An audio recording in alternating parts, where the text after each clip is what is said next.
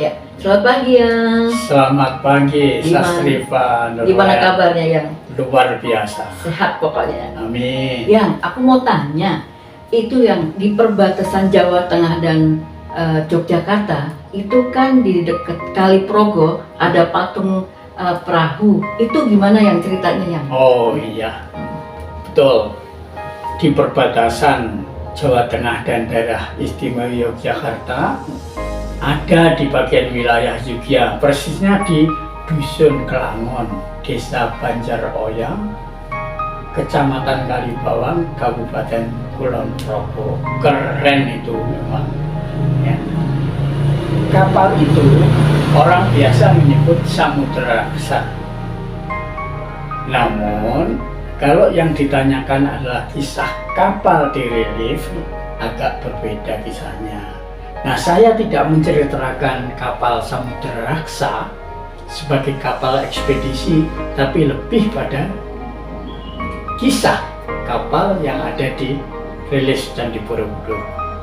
Anda beruntung sekali karena akan saya perkenalkan dengan sebuah kisah yang berjudul Epos Maitra Kanyangka. Kisah ini diambil dari sastra klasik Sutta Pitaka, dan di Borobudur direliefkan cukup banyak. Itu ada 7 relief dari Awadana 106 sampai dengan 114. Begini kisahnya.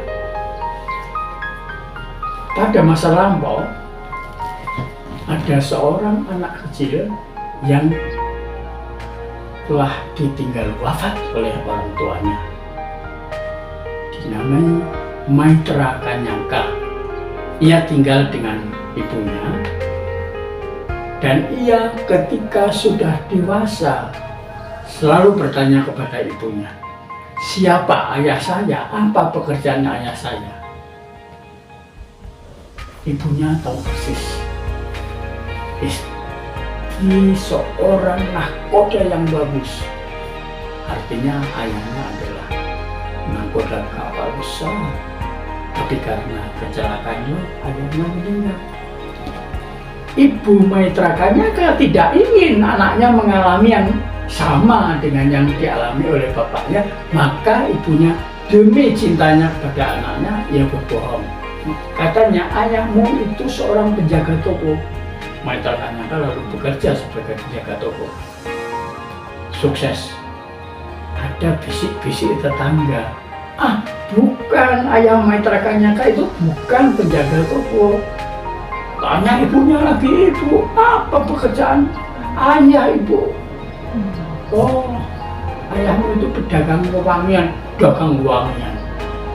Dibully lagi oleh orang-orang di sekitar. Tanya ibunya lagi, apa sebetulnya pekerjaan ayahmu seorang saudagar emas. Dia akhirnya bekerja di bidang bisnis emas, sukses, kaya raya.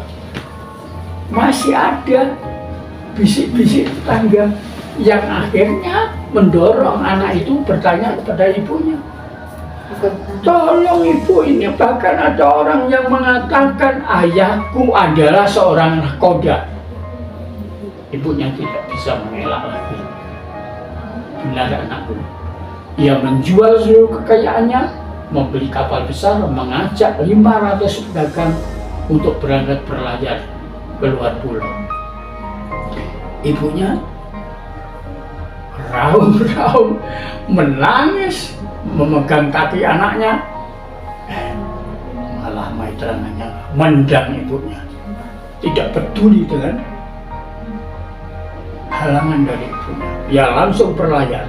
Awalnya bagus, ternyata di tengah laut kapalnya dihantam ikan besar dan oleng dan hilang. Tidak tahu kemana 500 orang itu, tapi Maitra Kanyangka juga merasakan pernah mengalami kegelapan. Tidak melihat apa-apa. Ketika siuman, ia terkejut. Ternyata ia ada di sebuah pulau. dan dijumpai dengan 4 orang bidadari. Oh, siapa kalian? Aku bidadari, penjaga pulau ini. Wah, tertarik. Tuhan, kami siap melayani Tuhan di pulau ini. Pelayan Ab juga tidak puas karena melihat gemerlap di selatan. Dia tinggalkan 4 bidadari, pindah ke pulau di selatannya, ketemu 8 bidadari. Begitu terus meninggalkan 16 bidadari, akhirnya dia ketemu dengan 32 orang bidadari. Apa puas? Tidak. Ia pergi ke selatan lagi, ia masuk sebuah kota yang terbuat dari besi. Namanya kota Ayumaya. Begitu masuk, gerbangnya tutup.